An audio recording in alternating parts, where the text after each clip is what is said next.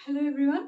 আজি মই তোমালোকক পঢ়াম class 10 chapter 11 The Human Eye and the Colorful World 11.5 যেটো আছে Atmospheric Refraction এই পাৰ্টটো সো আহা ক্লাছটো ষ্টাৰ্ট কৰো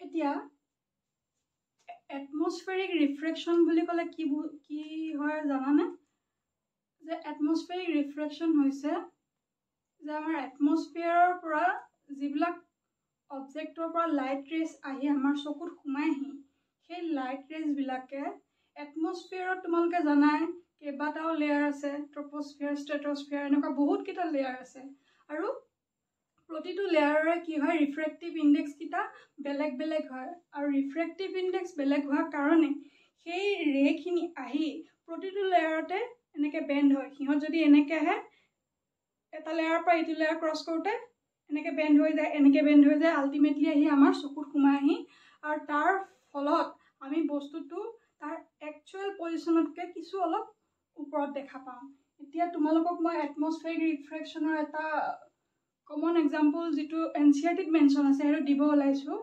সেইটো হৈছে টুইংকলিং অফ ষ্টাৰ আমি কি কৰোঁ যে ৰাতি যে আকাশত দেখা পাওঁ তৰাবিলাক যেটো একচুৱেল পজিশনত আছিলে তাতকে আমি অলপ ওপৰত দেখা পাওঁ আৰু তৰাবিলাকে তিৰবিৰাই কিয় থাকে সেই ফেনোমেননটো আজি তোমালোকক এক্সপ্লেইন কৰিম সো আহা তোমালোকে চাই যাবা মই ড্ৰ কৰি লম প্ৰথমে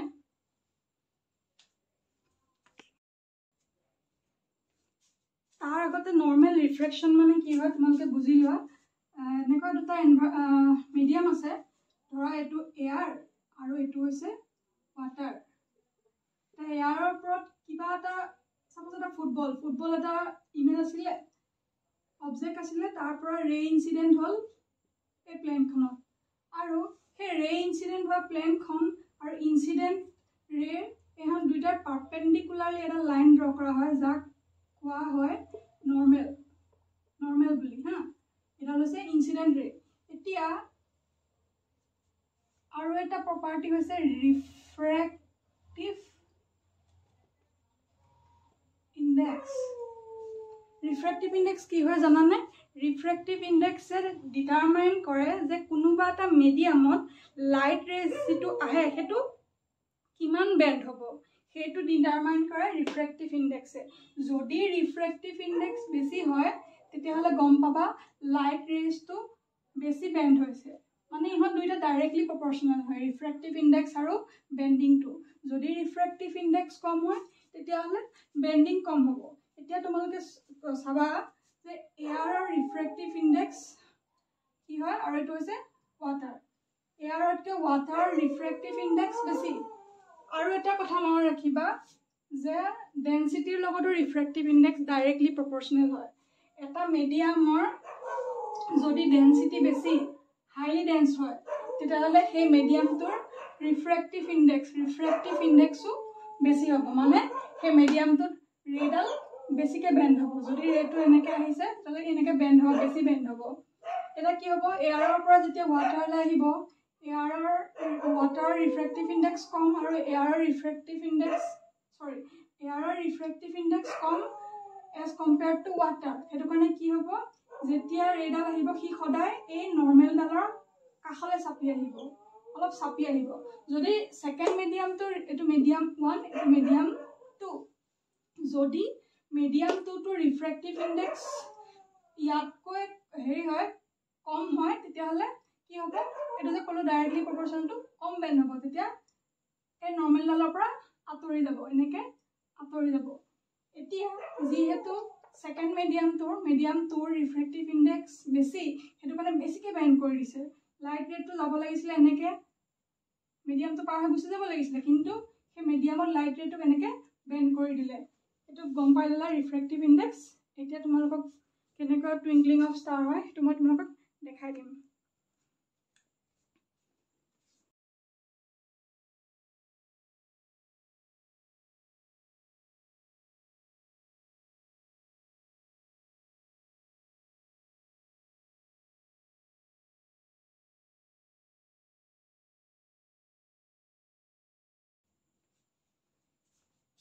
এতিয়া টুইংকলিং অফ ষ্টাৰ ফেনমেনাটো এনেকুৱা ধৰণৰ।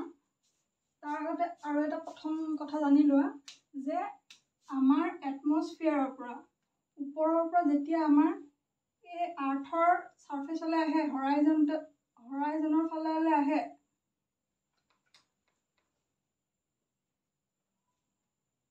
আৰ্থ ছাৰ্ফেচৰ ফাললৈ যেতিয়া ক্ৰমান্বয়ে লাইট ৰেজ মুভ কৰে, তেতিয়াহ'লে কি হ'ব, এই এটমস্ফিয়াৰৰ যিমানবিলাক লেয়াৰ আছে, ট্ৰপস্ফিয়াৰ, ষ্টেটস্ফিয়াৰ, মেজস্ফিয়াৰ, আইনস্ফিয়াৰ, এই চবৰে ৰিফ্ৰেক্টিভ ইণ্ডেক্সবিলাক তললৈ কি হৈ যায়, ইনক্ৰিজ হৈ যায়, বাঢ়ি যায়। তললৈ ৰিফ্ৰেক্টিভ ইণ্ডেক্সবিলাক বাঢ়ি যায়, ৰিফ্ৰেক্টিভ ইণ্ডেক্স ইনক্ৰিজেছ। আৰু এই ৰিফ্ৰেক্টিভ ইণ্ডেক্স ইনক্ৰিজ হোৱাৰ কাৰণে কি হয়, লাইট ৰেজবিলাক কি হয়, যদি লাইট ৰেজটো এনেকৈ আহে, এই ছেকেণ্ড মিডিয়ামত গৈ অলপ বেণ্ড হৈ যায়, কাৰণ ইয়াৰ ৰিফ্ৰেক্টিভ ইণ্ডেক্সতকৈ বেছি। যেতিয়া ইয়াৰ থাৰ্ড লেয়াৰটোলৈ আহিব, তেতিয়া আৰু বেণ্ড হৈ যাব। আৰু বেণ্ড কিয় হ'ব, কাৰণ ইয়াৰ ৰিফ্ৰেক্টিভ ইণ্ডেক্সতকৈ কম।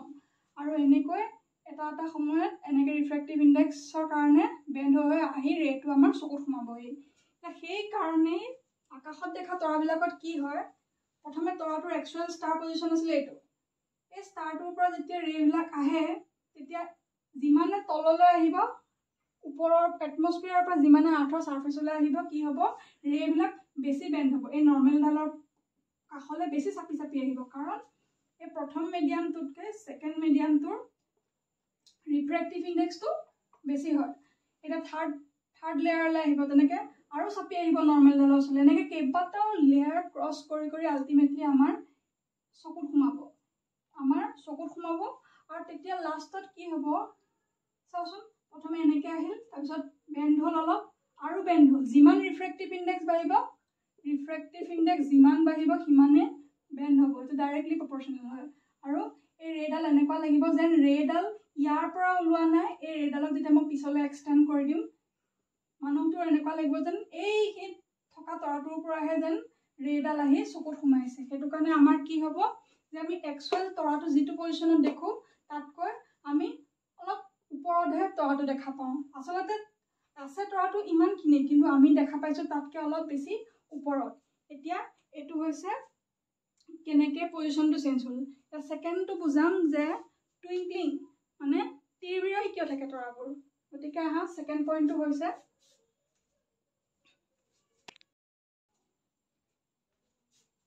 এতিয়া এই যে টুইংকলিং হয়, তিৰবিৰাই থাকে, তাৰ কাৰণে কি হয়, দুটা বস্তু তাৰ কাৰণে ৰেছপনচিবল হয়।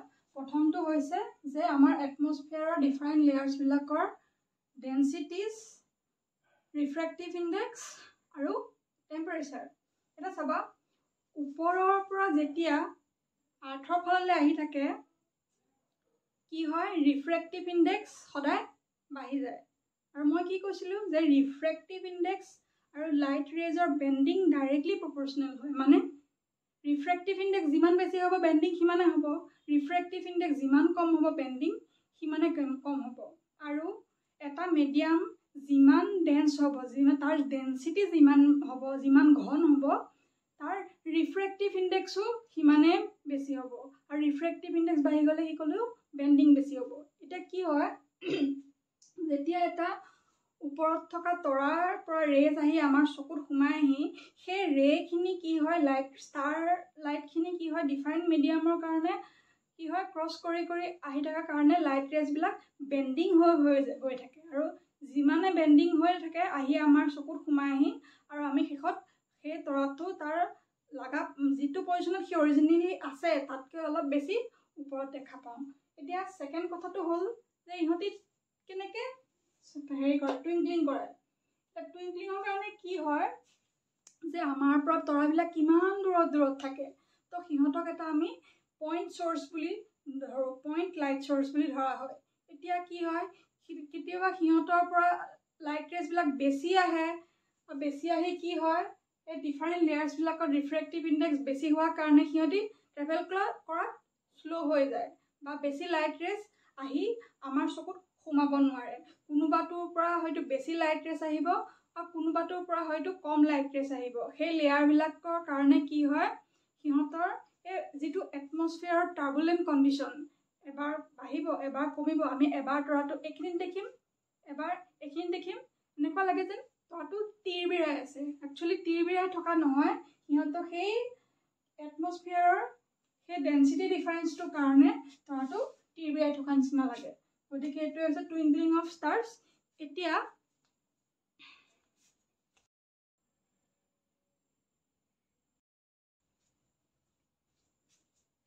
এটমস্ফেৰিক ৰিফ্ৰেকশ্যনৰ আন এটা এক্সাম্পল হৈছে এডভান্স ছানৰাইজ।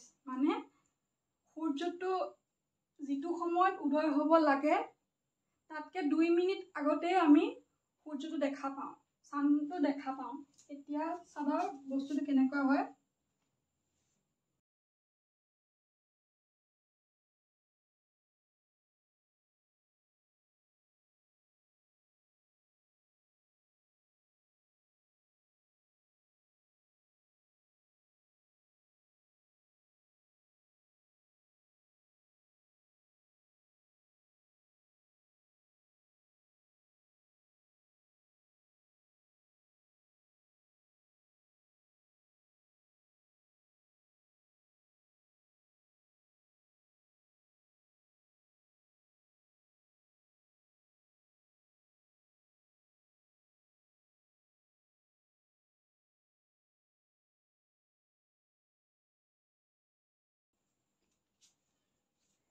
এতিয়া তোমালোকে চাবা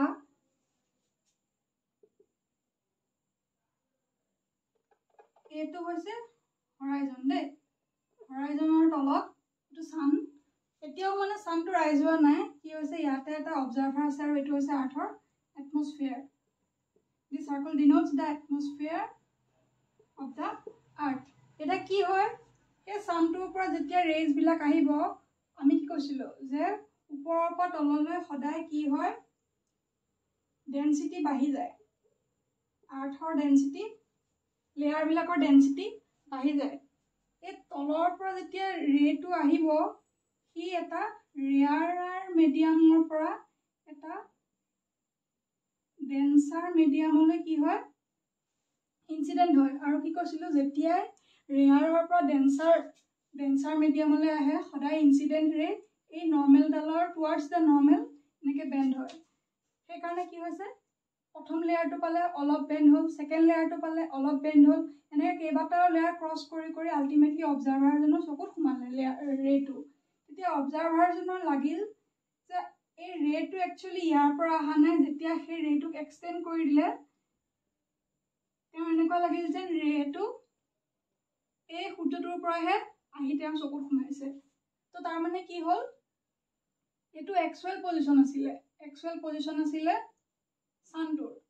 আৰু যেতিয়া ৰিফ্ৰেকশ্যন হৈ হৈ লাইট ৰেজটো যেতিয়া এক্সটেণ্ড কৰি দিলে পিছলে, এইটো এপাৰেণ্ট পজিশ্যন, যিটো মানে সঁচা নহয়। আৰু এই দুইটাৰ মাজৰ টাইম ডিফাৰেঞ্চটো হৈছে 2 মিনিট। মানে সূৰ্য উদয় নোহোৱাৰ আগতে 2 মিনিট আগতে আমি ছানৰাইজ হোৱা দেখা পাওঁ।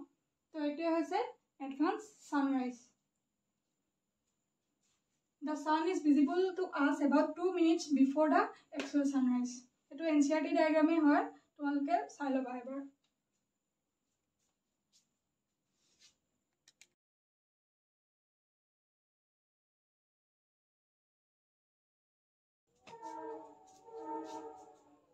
এতিয়া এটমস্ফেৰিক ৰিফ্ৰেকশ্যনৰ থাৰ্ড এক্সাম্পলটো হৈছে এইটো, যে the apparent random wavering or flickering of objects seen through a turbulent stream of hot air rising above a fire radiator.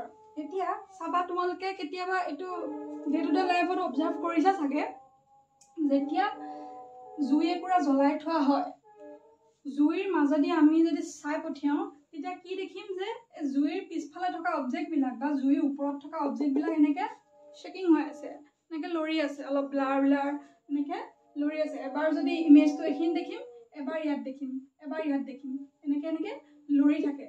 এতিয়া সেই লৰি থকাৰ ৰিজনটো হৈছে এটমস্ফেৰিক ৰিফ্ৰেকশ্যন। এতিয়া সদায় মনত ৰাখিবা, এই জুইৰ ওপৰত থকা এয়াৰখিনি, এইখিনি হৈছে হট এয়াৰ। এই হট এয়াৰ সদায় কি হয়, লাইট হয়। হট এয়াৰ সদায় পাতল হয়। আৰু লাইট এয়াৰৰ ডেন্সিটি সদায় কম হয় কুল এয়াৰতকৈ আৰু যিহেতু ডেন্সিটি কম হয় কি হ'ব ৰিফ্ৰেক্টিভ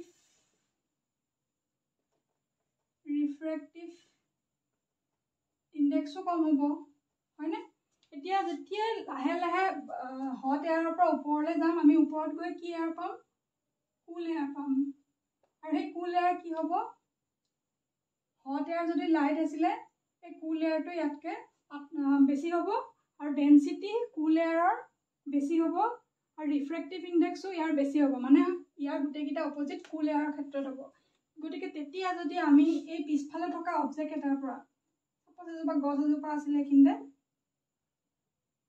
এই গছজোপাৰ পৰা যিটো লাইট ৰেজ আহি আমাৰ চকুত সোমাব সি এই কুল এয়াৰ মিডিয়াম আৰু হট এয়াৰ মিডিয়াম পাৰ হৈ আমাৰ চকুত সোমাব আৰু যাৰ কাৰণে কি হ'ব ৰিফ্ৰেক্টিভ ইণ্ডেক্স চেঞ্জ হোৱাৰ কাৰণে সেই ৰেবিলাক বেলেগ বেলেগ ডাইৰেকশ্যনত বেণ্ড হৈ আমাৰ চকুত সোমাব যাৰ ফলত আমি সেই গছজোপাৰ একচুৱেল পজিশ্যনটো আমি ধৰিব নোৱাৰোঁ এবাৰ যদি ইয়াত দেখা পাওঁ এবাৰ গছজোপা এইখিনিত দেখা পাম এবাৰ এইখিনিত দেখা পাম মানে বস্তুটো এনেকৈ লৰি লৰি থকা নিচিনা লাগিব তো সেইটোৱে কৈছে কি বুলি কয় ৰিফ্ৰেক্টিভ ইণ্ডেক্সৰ কাৰণে তেনেকৈ চেঞ্জ হয় আৰু আমি দেখিলোঁ the apparent random wavering of flickering of object seen through a turbulent stream of hot air rising above a fire radiator তো এইটোৱে হৈছে এক্সাম্পল তো বাকীখিনি মই নেক্সট ক্লাছত ষ্টাৰ্ট কৰিম থেংক ইউ